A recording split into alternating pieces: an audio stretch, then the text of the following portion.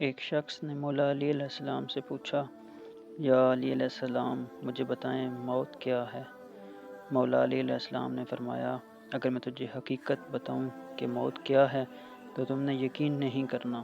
اس شخص نے کہا، آپ بتائیں، میں کروں گا یقین۔ مولا علی علیہ السلام نے فرمایا، سنو، موت زندگی ہے۔ یہ بات سن کے وہ شخص خاموش ہو گیا۔ پھر اس نے کہا، یہ کیسے ہو سکتا ہے کہ انسان کی موت انسان کی زندگی ہو؟ مولا علی علیہ السلام نے فرمایا، اچھا مجھے یہ بتاؤ، جب تم پیدا ہوئے تو کس حالت میں تھے؟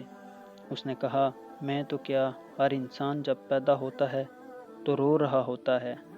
مولا علی علیہ السلام نے فرمایا، وہ رو رہا اس لیے ہوتا ہے کیونکہ جب وہ اپنی ماں کے پیٹ میں ہوتا ہے اسے لگتا ہے وہی اس کی زندگی ہے، اور جب وہ دنیا میں آتا ہے تو اسے لگتا ہے جیسے اس کی موت ہونے لگی ہے، اس لیے وہ رو رہا ہوتا ہے۔